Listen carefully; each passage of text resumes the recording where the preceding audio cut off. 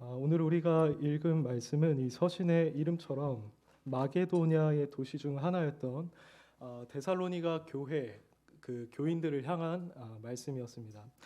사도행전 17장을 보시면 바울이 데살로니가에 가서 복음을 전했던 그 기사가 나와 있습니다. 여길 보시면 바울은 데살로니가에 가서 거기에 있는 유대인들의 회당에 들어갔죠. 그리고 약 3주 동안 성경을 강론하면서 예수 그리스도에 대해서 전했습니다. 그 복음을 전했던 거죠. 그런데 바울이 이렇게 3주라는 길지 않은 시간 동안 복음을 전했음에도 불구하고 거기에서는 역사가 나타났습니다. 17장 4절에 따르면 경건한 헬라인의 큰 무리와 적지 않은 귀부인도 권함을 받고 바울과 실라를 따랐다고 합니다. 많은 무리가 이 바울을 통한 복음을 듣고 회심을 했다는 것이죠. 그런데 이후에 바울은 자신을 시기하는 유대인들의 박해로 인해서 서둘러서 거기를 떠날 수밖에 없었습니다. 이렇게 바울이 떠난 이후에도 데살로니가 교회는 건강하게 성장했을 뿐만 아니라 모든 교회들이 모델로 삼을 수 있을 정도로 아주 모범적인 교회가 되었습니다. 이 사실은 우리가 방금 읽은 본문에 아주 잘 나와 있습니다. 2절을 보시면 우리가 너희 모두로 말미암아 하나님께 감사하며라고 합니다. 데살로니가 교회를 보면서 하나님께 감사했다는 겁니다. 그리고 그 이유들이 언급되는데 3절을 보시면 너희 믿음의 역사와 사랑의 수고와 우리 주 예수 그리스도에 대한 소망의 인내를 우리 하나님 아버지 앞에서 끊임없이 기억함이니라고 합니다. 여기서 우리가 주목해야 할 단어는 세 가지입니다. 믿음과 그리고 사랑과 소망입니다. 그들은 예수 그리스도에 대한 믿음을 분명히 지니고 있었고 서로에 대한 사랑이 충만했었습니다. 그리고 하나님 나라에 대한 소망 또한 그들에게 충분히 존재하고 있었습니다. 근데 사실 이 믿음과 사랑과 소망이라는 것은 그리스도인 각 개인뿐만 아니라 그리고 주님의 몸된 교회가 모범적으로 세워지기 위해서 반드시 존재해야만 하는 어떻게 보면 필수적인 덕목이라고 할 수 있습니다. 그래서 바울이 골로새 교회에도 이제 서신을 써서 그것을 칭찬하는 말을 했었는데 여기서도 이렇게 말했습니다. 이는 그리스도 예수 안에 너희의 믿음과 모든 성도에 대한 사랑을 들었으며 너희를 위하여 하늘에 쌓아둔 소망으로 말미암으니라고 하였습니다. 여기서도 역시 믿음, 사랑, 소망이 언급되고 있죠. 이처럼 믿음, 사랑, 소망은 모범적이고 칭찬받는 교회에 있어서 필수적이라고 할 수 있는데 이 데살로니가 교회가 그 덕목을 충분히 지니고 있었던 겁니다. 또한 이들은 모범적인 교회로 인정받을 만한 다른 요소가 있었는데 그것은 9절 하반절을 보시면 그들이 우상을 버리고 살아계신 하나님께로 돌아와서 그분을 섬겼다고 합니다. 바울이 데살로니가 교회에 복음을 전할 당시에 그 데살로니가라는 지역에는 유대인들도 물론 살고 있었지만 상당히 많은 이방인들이 함께 살고 있었습니다. 그러다 보니까 뭐 이방 종교들도 그곳에 많이 있었겠죠. 고고학 문헌에 따르면 키비루스, 이시스, 세라피스, 오시리스 등과 같은 신들을 이들이 섬겼다고 합니다. 또 어떤 문헌에서는 뭐 제우스를 섬겼다라고도 하고요. 로마 황제를 숭배도 이때 했었다고 합니다. 이렇기 때문에 아마 그곳에 있던 이방인들은 그들이 섬기고 있던 그 이방 신들을 버리고 하나님께로 돌아온다라는 것이 쉽지 않았을 겁니다. 그들은 어렸을 때부터 그 이방 신들을 믿으면서 성장했을 거예요. 우리가 마치 모태신앙이라면 하나님의 존재를 당연하게 여기는 것처럼 그들 또한 자신들이 믿는 이방 신들이 당연히 존재한다고 생각하면서 성장해 왔을 것입니다. 근데 게다가 그때 이방 종교에 속해 있던 사람들은 유대인들이 와서 자신들의 사람들을 회심시키는 것을 굉장히 노여워했습니다. 그래서 이방인들이 그들을 핍박했겠죠. 근데 유대인들 또한 예수 그리스도를 믿지 않는 자들은 기독교인들을 핍박했었기 때문에 이들이 감당해야 하는 그런 어려움들이 이미 충분히 깔려 있었던 겁니다. 그러니까 회심한다는 게 굉장히 쉽지 않은 상황이었던 것이죠. 그런데 그럼에도 불구하고 그들은 우상을 버리고 복음을 받아들였습니다. 복음을 받아들인 순간 거센 환난과 고난과 핍박이 있을 것임을 알고도 말이죠. 이렇게 함으로써 데살로니가 교인들은 환난 가운데서도 그리스도를 전했던 사도들, 그리고 저희가 방금 읽었지만 이 세상 가운데 있으면서 고난을 받으셨던 그리스도를 본받은 자가 되었습니다. 바울은 이렇게 사도와 그리스도를 본받은 데살로니가 교인들을 향해서 너희는 모든 믿는 자들의 본이 되었다라고 하죠. 6절에서 7절이 그걸 말해줍니다. 또 너희는 많은 환난 가운데서 성령의 기쁨으로 말씀을 받아 우리와 주를 본받은 자가 되었으니 그러므로 너희가 마게도냐와 아가야에 있는 모든 믿는 자의 본이 되었느니라고 합니다. 이런 점을 봤을 때 우리가 데살로니가 교회를 아주 모범적인 교회다, 이 교회는 정말 칭찬받을 만한 교회다 라고 할 수 있을 것이고, 그 누구도 이 사실을 부인할 수 없을 것입니다.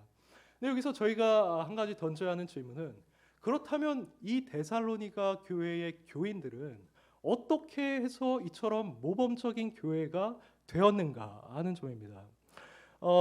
이것에 대해서 우리는 관심을 가질 수밖에 없습니다. 왜냐하면 어느 교회에 있는 사람들이든지 자신들의 교회가 모범적인 교회가 되기를 원합니다. 우리 교회 안에도 우상을 버리고 하나님께로 돌아오는 회심의 역사가 일어나기를 바라고요. 우리 교회 안에도 그리스도를 믿는 믿음과 서로에 대한 사랑과 하나님 나라에 대한 소망이 충만하기를 누구나 구합니다. 근데 사실 이건 특별히 저 같은 사역자들에게 더 들어있는 마음이죠. 사역자라면 누구나 자신이 섬기는 자들이 변화되기를 원합니다. 그래서 성장하기를 원하고 열매 맺기를 원하죠. 그래서 사역자들은 참 어떻게 보면 많은 연구를 하고 노력을 합니다. 교회와 관련된 책을 읽는다든지 사람들의 조언을 구한다든지 그리고 어떻게 보면 이 시대에 맞춰서 그 사람들에게 어떻게 다가갈 수 있을까, 이런 것들을 고민하면서 여러 전략을 세우기도 합니다. 저는 이런 것들이 필요하다고 생각을 합니다. 근데 하지만 여기서 제가 여쭤보고 싶은 것은, 한번 우리가 생각해 보고 싶은 것은, 과연 이것만으로 충분한가 하는 것입니다. 우리가 이렇게 인간적으로 노력한다면 실제로 데살로니가 교회처럼 모범적이고 그리고 사람들이나 하나님으로부터 칭찬받는 그런 교회가 될 수 있을까요? 저는 이런 노력들이 필요하지만 우리가 성경에 근거하여서 보다 본질적인 것을 추구해야 한다고 믿습니다. 그럼 오늘 본문 말씀에 등장하는 이 데살로니가 교회를 통해서 우리가 얻을 수 있는 교훈은 무엇입니까? 그들은 어떻게 해서 이처럼 모범적인 교회가 될 수 있었던 겁니까? 첫째로, 성경에 따르면 그들은 순수한 복음을 있는 그대로 받아들였고 그 복음의 토대 위에서 자신의 교회들을 세워갔습니다. 다시 바울이 데살로니가 교인들에게 복음을 전했던 때로 돌아가서 보면요, 사도행전 17장 2, 3절에서 그들이 성경을 가지고 강론했다라고 하는데 그 내용이 무엇이었는지가 이렇게 기록되어 있습니다. 바울이 자기의 관례대로 그들에게로 들어가서 새 안식일에 성경을 가지고 강론하며 뜻을 풀어 그리스도가 해를 받고 죽는 자 가운데서 다시 살아나야 할 것을 증언하고 이르되 내가 너희에게 전하는 이 예수가 곧 그리스도라 하니라고 합니다. 자, 이 말만 보면 저희는 바울이 그리스도에 대해서 전한 것은 알겠는데 구체적으로 무엇을 전했는지를 알기가 좀 어렵습니다. 물론 예수 그리스도께서 해를 받고 다시 살아날 것에 대해서 증언했다고 하지만 구체적으로 조금 더 우리가 알 수 있는 내용들이 무엇이었는가가 상당 부분 모호하다는 것입니다. 근데 이런 우리에게 도움을 주는 구절이 있습니다. 사도행전 13장 15절 이하를 보시면 바울이 밤빌리아에 있는 버가라는 곳에 가서 복음을 전했는데 그때도 유대인들의 회당에 들어가서 복음을 전했습니다. 그리고 그때 역시도 구약 성경을 수단으로 하여서 복음을 전했습니다. 근데 그 내용들이 여기는 아주 상세하게 기록되어 있습니다. 그래서 이걸 요약하자면 다음과 같습니다. 하나님은 이스라엘을 택하고 그들을 출애굽시키시고 가나안 땅을 기업으로 주셨다. 거기서 다윗을 왕으로 세우셨는데 이 다윗의 후손에서 구주 곧 예수 그리스도가 나셨다. 그 예수 그리스도는 성경에 기록된 대로, 성경에 기록됐다는 말은 이사야 53장을 언급하는 거겠죠. 언급된 대로 죄가 없는 분이 정죄를 받고 나무에 달려 죽으셨다. 하지만 하나님께서는 메시아와 관련된 예언의 말씀을 따라서 예수를 다시 살리셨다. 그러므로 이제 당신들이 이 예수 그리스도를 믿으면 죄 사함을 받을 것이고 본래 율법으로는 의롭다함을 받을 수 없지만 당신들은 의롭다함을 받게 될 것이다. 다만 당신들이 예수 그리스도를 믿지 않는다면 하나님의 엄중한 심판을 받게 될 것이다 라고 전했습니다. 그러니까 이처럼 바울은 버가에 있는 사람들에게 예수 그리스도의 그 순수한 복음 자체를 전했던 것입니다.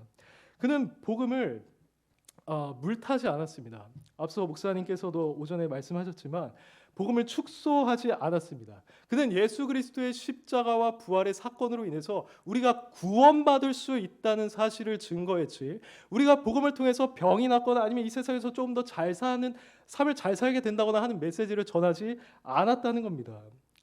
그가 말하고 있는 것이 죄사함이고 의롭다함을 받는 것이었고, 그렇기 때문에 그가 전했던 메시지의 끝에는 항상 심판에 대한 경고가 있었던 겁니다. 우리는 바울이 데살로니가에서 복음을 전할 때도 동일한 메시지를 전했을 것이라고 합리적으로 추론할 수 있습니다. 왜냐하면 복음을 전하는 대상이 같았고, 또 그 가운데 사용했던 수단이 동일했고, 그것의 핵심 또한 같았기 때문입니다. 데살로니가 사람들은 바로 이 복음을 받아들였던 것이죠. 본문을 보면 그들이 성령의 기쁨으로 복음을 받았다라고 합니다. 그리고 2장 13절을 보시면 그들이 사도들의 그 말을 하나님의 말씀처럼 받았다고 합니다. 바로 이 순수한 복음의 토대 위에서 그들이 교회를 세워갔기 때문에 그처럼 모범적인 교회로 성장할 수가 있었던 겁니다. 어떻게 보면 근데 이 복음이라는 메시지가 사실 참 저에게 단순하게 느껴지지 않습니까? 오늘 우리는 이 복음의 메시지를 익숙한 것으로 생각합니다. 그리고 당연한 것, 누구나 기독교인이라면 기초적으로 알고 있을 것으로 생각을 하죠. 근데 여기서 우리가 주목해야 할 것은 이 데살로니가 교회, 그렇게 모범적이었던 데살로니가 교회는 우리가 이렇게 당연하게 여기는, 매우 익숙하게 여기는 교리의 토대 위에서 세워졌다는 것입니다. 그리고 그처럼 풍성한 열매를 맺었다는 것이죠. 이 단순한 진리가 그들로 하여금 그리스도에 대한 믿음을 굳건하게 하였고, 이 단순한 진리가 그들로 하여금 다른 성도들을 사랑하게 하였고, 이 단순한 진리가 그들로 하여금 항상 하나님 나라를 바라보면서 살아가게 했던 겁니다. 우상을 버리고 하나님을 섬기는 것은 두말할 필요가 없겠죠. 결국 이렇게 단순한 교리 위에 세워갔던 것이 그들의 비결이었던 것인데, 바울은 이걸 알고 있었습니다. 그는 이들에게 복음을 전하면서 내가 뭔가 웃기는 말을 해야겠다, 이들에게 인생을 살면서 유익한 말을 해야겠다, 또는 내 학식을 뽐낼 수 있는 말을 해야겠다라고 생각하지 않았습니다. 오히려 이 성경에 계시되어 있는 그 복음 자체를 전해야 한다고 생각했었죠. 그는 그것만이 영혼들이 회심할 수 있으며 그것만이 교회를 바로 세워갈 수 있다는 것, 그렇게 열매 맺을 수 있다는 것을 알고 있었던 겁니다. 그래서 로마서 1장 16절을 보면 이렇게 말하죠. 내가 복음을 부끄러워하지 아니하노니 이 복음은 모든 믿는 자에게 구원을 주신 하나님의 능력이 됨이라고 했습니다. 그리고 다른 데서는 내가 예수 그리스도와 그분이 십자가에 못 박히신 것 외에는 아무것도 알지 아니하기로 작정했다라고도 했었죠. 사실 공생 가운데 복음을 전했던 예수님께서도 그러하셨고, 또 오순절 성령 강림 이후에 많은 자들을 주님께로 인도했던 베드로도 이 단순한 진리를 사용했었습니다. 그때부터 이후로 지금 2000년이 지난 이 시점까지 교회는 항상 이 단순한 진리에 의해서 세워져 왔습니다. 저는 이것을 가장 잘 예증해 주는 것이 18세기 영국의 기독교라고 생각을 합니다. 18세기 영국은 아주 여러모로 부패해 있던 상태였습니다. 정치, 경제, 사회, 종교 어느 영역에든지 부패해 있었고, 특별히 신앙적인 영역 그리고 도덕적인 영역에서 상당히 타락해 있었습니다. 당시 영국 국교에 속한 사람들은 많았지만 그들의 신앙은 매우 형식적이었습니다. 그리고 그들의 신앙은 매우 차가웠습니다. 또한 사역자들도 안타깝게도 세상 사람들과 전혀 다를 바가 없었고, 그들은 술 취하고 사냥하는 것에 관심을 가지고 있었다고 합니다. 그리고 사람들은 얼마나 그 도덕적 기준들이 낮아졌는지 주의를 성수하지 않는 것뿐만 아니라 간음을 하고 도박을 하는 것, 이런 모든 죄악들도 더 이상 죄악으로 여기지 않는 그런 상태가 되었었다고 합니다. 그러니까 18세기의 영국은 도덕적으로나 신앙적으로나 아주 깊은 잠에 빠져 있었던 것이죠. 그런데 바로 이때 소수의 탁월한 설교자들이 일어났습니다.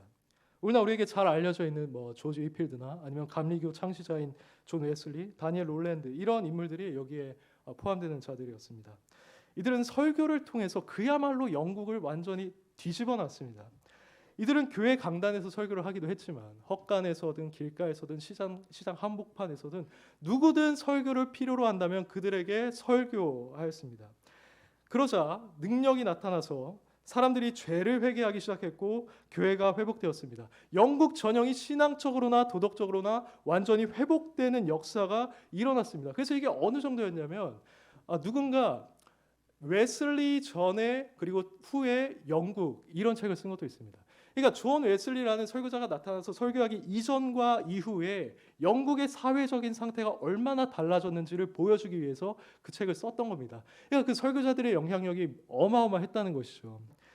그렇다면 그 소수의 설교자들은 과연 무엇을 설교했기에 이런 역사들이 나타났을까요? 그것은 다름 아닌 복음이었습니다. 그들은 인간의 본성이 철저히 부패해 있다는 것을 전했습니다. 그리고 그들은 이 상태로 당신들이 살아가고 있다면 당신들은 영원한 파멸을 피할 수 없을 것이다라고 엄중히 경고했습니다.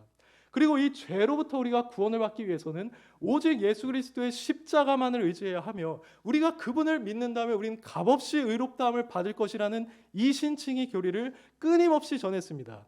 동시에 참된 회심과 거듭남의 열매에 대해서 전했고요. 천국과 지옥이 오늘날에는 믿어지지 않고 있고 신화의 한 장소처럼 여겨지고 있지만 그들은 이것을 실제한다고 믿으면서 사람들에게 그것을 있는 그대로 전했습니다.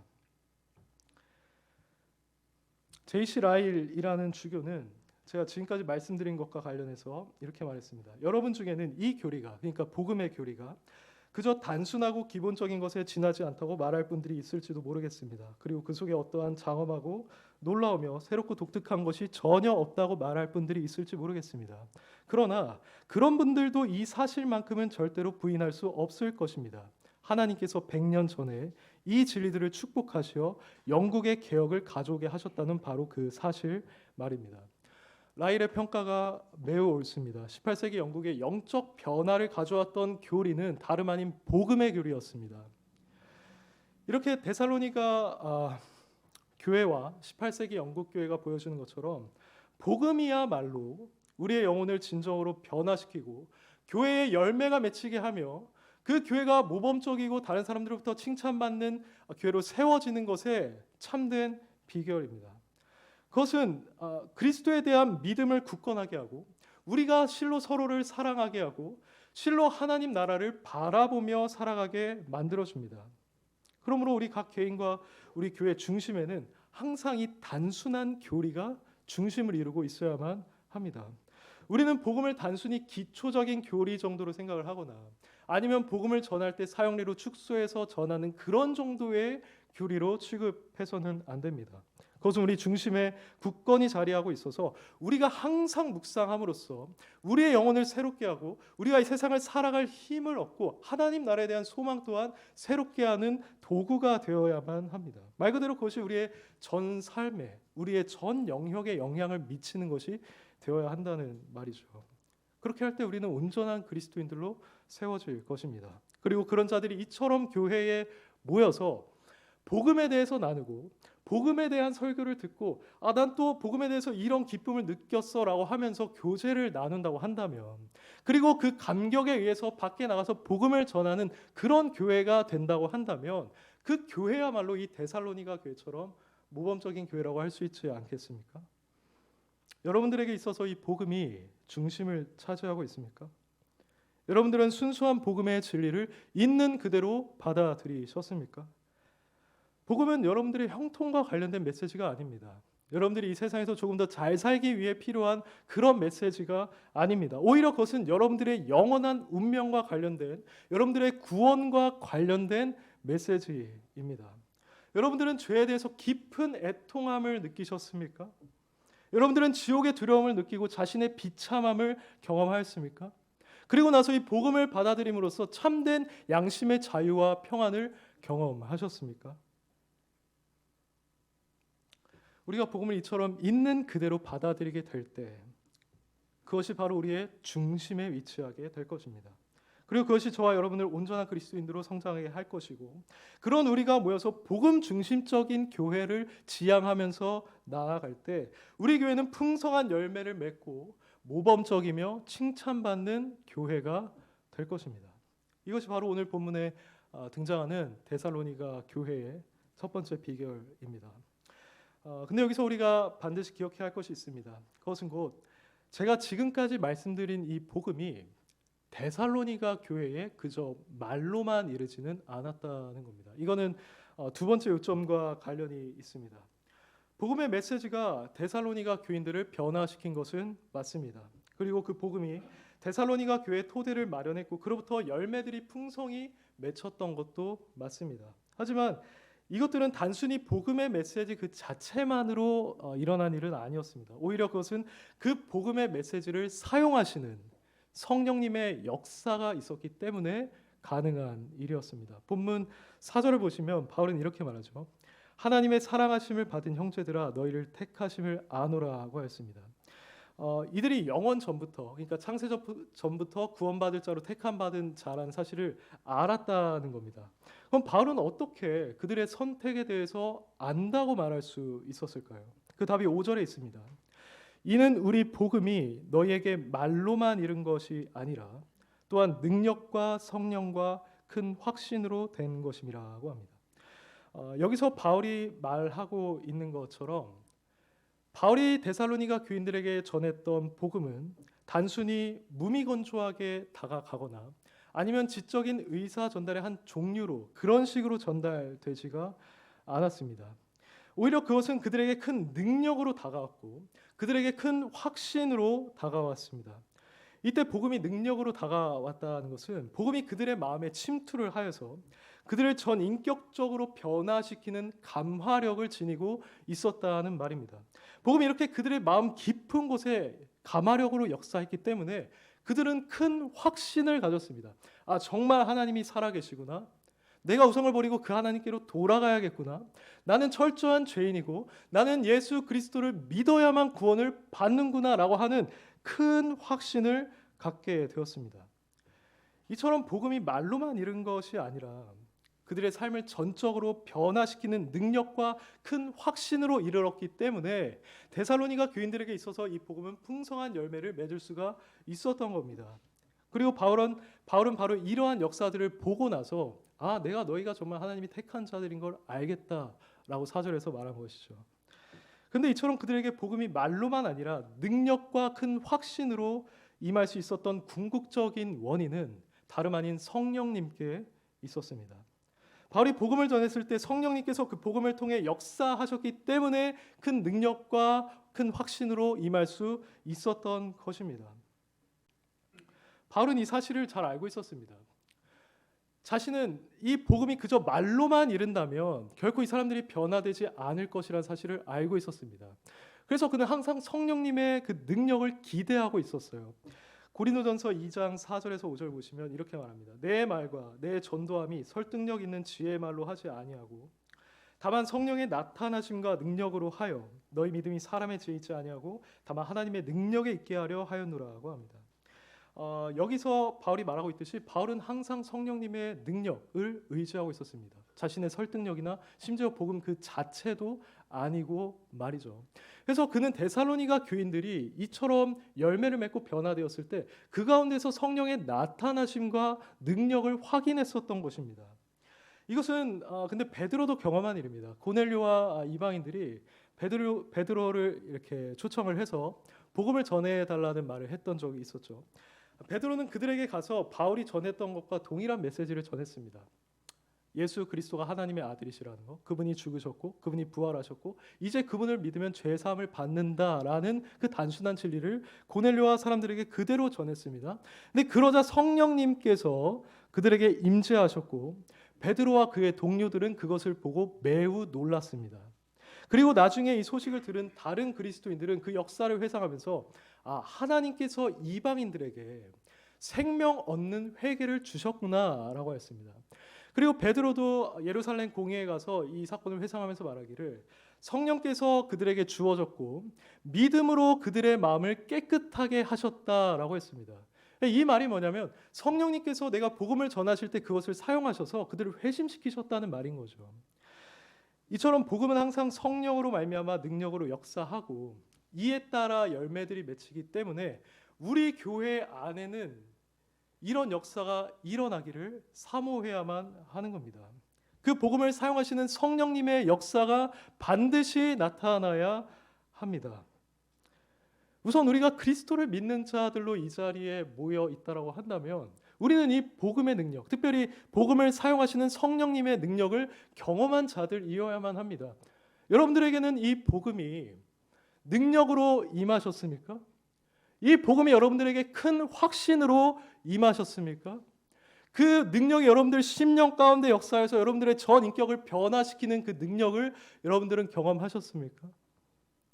만약 그것이 없다면 우리는 그것에 대해서 애통한 마음을 가지고 문제의식을 느껴야만 합니다. 왜냐하면 이렇게 성령께서 사용하셔서 능력으로 역사하실 때 그 사람의 마음이 변화되지 않기란, 그 어떤 열매도 맺히지 않기란 불가능한 일이기 때문입니다.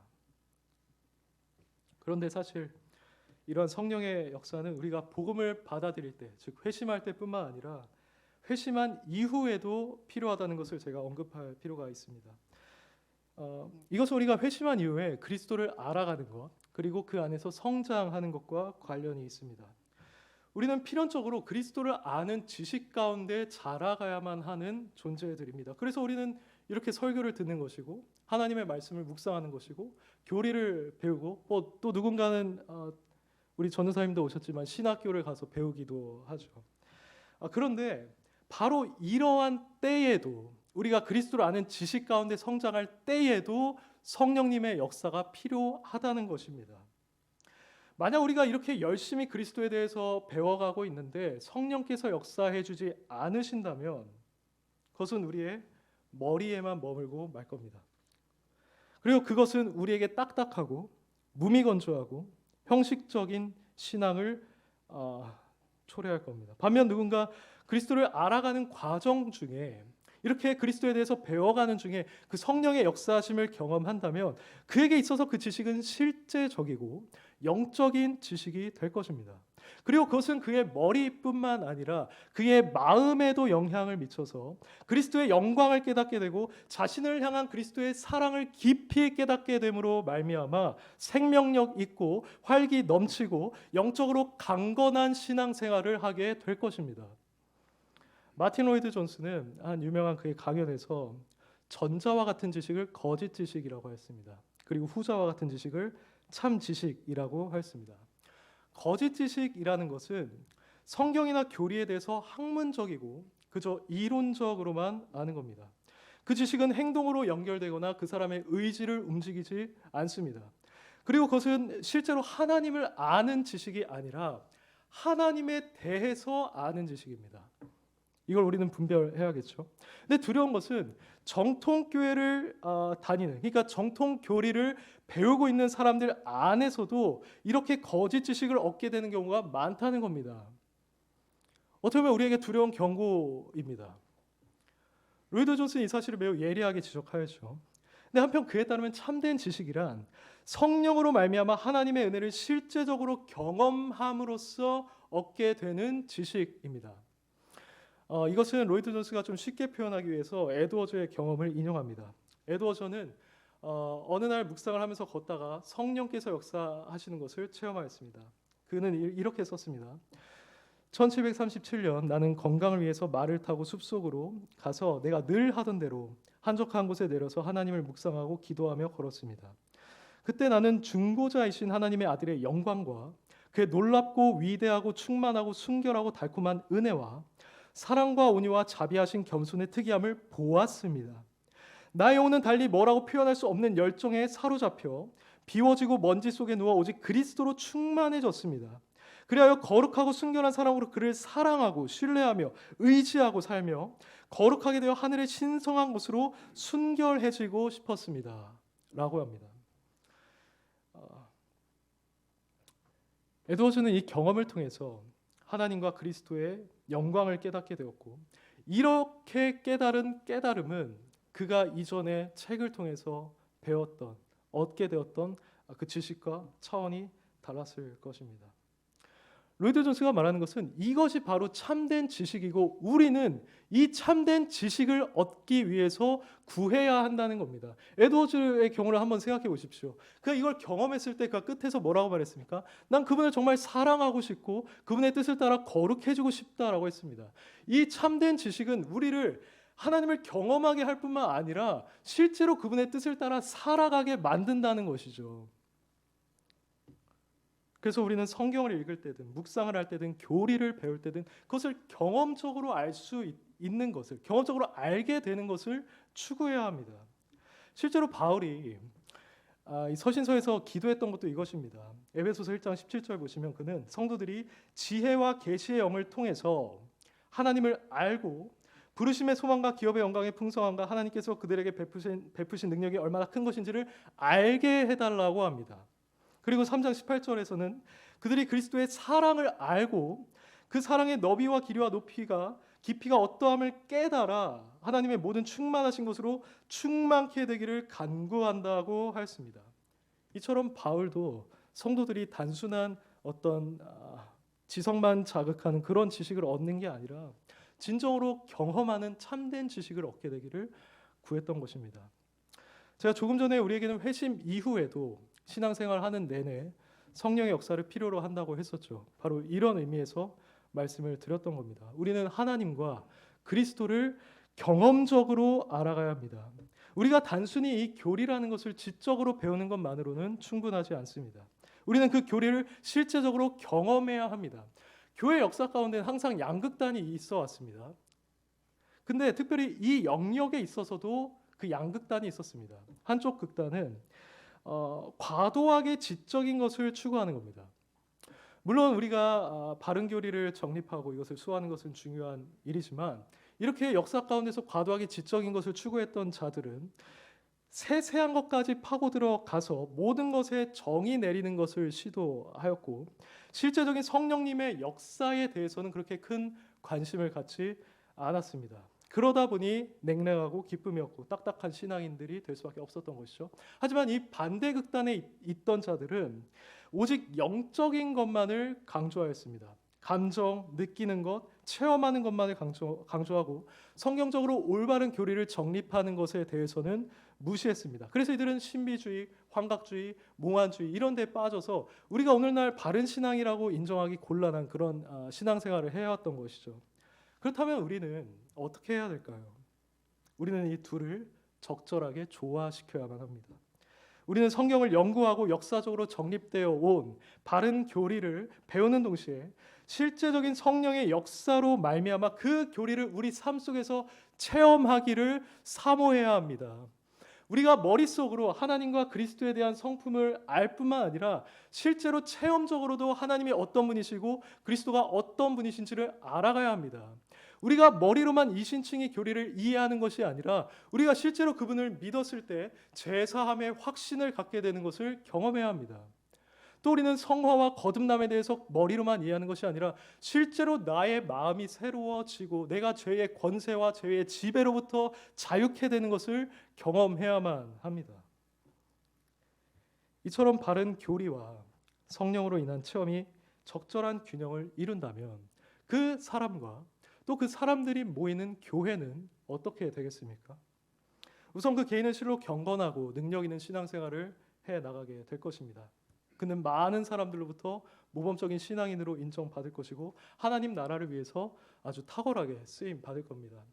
저도 그렇고 성도님들께서 존경하는 모든 신앙인들이 아마 이런 적절한 균형을 이루고 있었을 것입니다. 그들은 바른 교리를 가지고 있었고 또 하나님을 체험한 그런 경험을 가지고 있었습니다. 또한 그러한 자들이 모이는 교회 역시 교리적으로 건전할 뿐만 아니라 영적으로도 생명력이 넘치게 될 것입니다. 이들은 성령으로부터 주어지는 체험을 경험했기 때문에 그 체험이 뭔지를 알기 때문에 자신뿐만 아니라 다른 이들에게도 이런 성령의 역사가 일어나기를 기도할 것입니다. 그리고 그런 체험을 했기 때문에 그것이 그의 감정에까지 영향을 미쳤겠죠. 그에게 기쁨과 감사와 사랑의 마음이 있었을 겁니다. 그래서 그런 자들이 모인 교회의 예배는 활력이 있는 것이고 또 찬송을 올려드릴 수 있게 되는 겁니다. 하지만 여기서 끝이 아닙니다. 그걸 체험한 자는 그리스도의 마음을 소유하게 됩니다. 그래서 잃어버린 영혼들에 대한 애통한 마음을 갖게 되죠. 어려운 자들, 가난한 자들에 대해서 긍휼한 마음을 품게 되죠. 그래서 복음을 전하고 선한 사업에 더욱더 힘쓰게 되는 것입니다. 그리고 이런 영적 체험을 우리가 다른 성도들과 함께 나누면서 영적인 유익을 누리고 기쁨을 누리는 진정한 성도의 교제까지도 할 수 있게 된다는 것이죠. 그 교회는 이렇게 영적 열매들이 풍성하게 맺힘으로 말미암아 데살로니가 교회와 같은 모범적인 하나님과 사람으로부터 칭찬받는 그런 교회가 될 것입니다. 그러므로 사랑하는 여러분, 이제 말씀을 맺겠습니다. 오늘 저희가 함께 나눈 말씀을 기억하면서 성령님의 역사를 구하시기 바랍니다. 혹시 여러분은 현재 교리적 지식을 알고 있는 것만으로 만족하고 있지는 않습니까? 또는 여러분들이 엄밀한 개혁주의를 추구하는 우리 교회를 다니고 있다는 사실만으로 만족하고 있지는 않습니까? 여러분들은 하나님을 아는 것이 아니라 하나님에 대해서 알고 있지는 않습니까? 우리가 정통 개혁주의 교회를 다니는 것은 분명 귀한 것이지만 우리는 이것만으로 만족해서는 안 됩니다. 바른 교리와 성령 체험의 적절한 균형을 이뤘던 조지 위필드가 이런 말을 했습니다. 우리가 알미니안주의에서 칼빈주의로 넘어가고 충분히 정통적이 되면서도 우리 속에 그리스도가 없는 삶을 살아간다면 마귀는 그것으로 만족하게 여길 것이다 라고 했습니다. 이 위필드의 말처럼 마귀는 우리가 아무리 정통 개혁주의를 추구한다 하여도 경험적으로 그리스도를 모른다면, 그리고 하나님을 모른다면 그것에 대해서 전혀 개의치 않을 것입니다. 그것만으로는 우리가 능력 있는 신앙생활을 하고 하나님께 영광 돌리며 살아가는 것과 그분의 나라를 위해서 무언가 기여하는 것에 결코 충분하지 않기 때문입니다. 이 데살로니가 교회뿐만 아니라 초대교회 성도들을 한번 생각해 보십시오. 그들은 어떤 자들이었습니까? 그들은 사도의 가르침을 받고 떡을 떼며 교제하고 오로지 기도하는 일에 힘썼습니다. 기쁨과 순전한 마음이 가득했습니다. 그들은 하나님을 찬미하며 온 백성들로부터 칭송을 받았습니다. 그들에겐 하나님의 말씀을 전파하는 담대함이 있었고 한 마음과 한 뜻이 되어 모든 물건을 서로 통용하였습니다. 실로 그들에게는 감정, 열정, 뜨거움, 찬양, 기쁨, 사랑이 충만했던 것이죠. 우리는 사도가 복음을 전함을 받은 자들이야. 난 사도가 세운 교회에 속해 있는 자들이야 라고 하면서 냉랭하게 앉아있거나 딱딱한 신앙생활을 하지 않았던 겁니다. 그럼 어떻게 이들은 이렇게 될 수 있었느냐는 것이죠. 그 답을 성경은 그들이 성령의 충만함을 입었기 때문이라고 말합니다. 오순절 성령 강림 때 제자들에게 성령의 충만함이 임했습니다. 근데 그 성령의 충만함은 그들에게만 임했던 것이 아니라 그들로부터 복음을 받아들였던 다른 그리스도인들에게도 임했습니다. 그래서 사도행전 13장 52절은 그들이 기쁨과 성령으로 충만했다라고 말을 하고 9장 31절에서는 온 유대와 갈릴리와 사마리아 교회가 평안하여 든든히 서가고 주를 경외함과 성령의 위로로 진행하여 수가 더 많아지니라고 하였습니다. 우리는 오늘날에도 이러한 성령의 능력을 기대할 수 있습니다. 교회의 부흥의 역사가 그것을 입증합니다. 앞서 말씀드렸던 18세기 영국의 그 개혁과 부흥도 그 소수의 설교자들을 사용하셨던 성령의 역사가 있었기 때문에 그것이 가능했던 것입니다. 성령께서는 그 이후에도 미국, 웨일즈, 스코틀랜드, 인도, 아프리카 등에서 부흥을 일으키셨고 지금 우리 위쪽에 위치해 있는 아주 가까운 평양에도 약 100년 전에 부흥을 일으키셨습니다. 성령께서는 이런 식으로 역사하셔서 온 열방을 향한 자신의 뜻을 이루어 가셨던 것이죠. 그분은 지금 우리에게도 역사하신다는 것을 우리는 얼마든지 소망할 수 있습니다. 여러분들은 이 성령님을 체험할 수 있습니다. 우리 교회도 성령으로 충만해질 수가 있습니다. 저는 지금 신비주의를 주장하고 있는 것이 아닙니다. 다만 초대교회 성도들과 우리 신앙의 선배들이 경험했었던 그 성령님의 역사를 오늘날에도 추구하자는 것이고 우리가 진정으로 주님의 영광을 갈망하고 있는 그 솔리데오 글로리아의 정신을 가지고 있는 자들이라고 한다면 이러한 성령의 역사가 우리 교회뿐만 아니라 이 한국 땅과 세계에 임하기를 간구해야 마땅하다는 것입니다. 그러므로 그분의 역사를 간구합시다. 우리 개인과 우리 교회가 바른 교리와 영적 체험 사이에서 적절한 균형을 이룰 수 있도록 기도합시다. 우리의 기도를 통해서 성령님께서 역사하신다면 우리도 이 데살로니가 교회처럼 모범적이고 칭찬받는 교회가 될 것입니다. 이제 마지막으로 로이드 존스의 말을 인용하고 마치겠습니다. 진리가 있습니다. 그렇습니다. 그런데 어찌해서 진리가 그처럼 효과가 없습니까? 이 진리에는 성령과 말씀 위에 성령, 말씀을 사용하시는 성령, 말씀을 통해 역사하시는 성령이라는 능력이 필요합니다.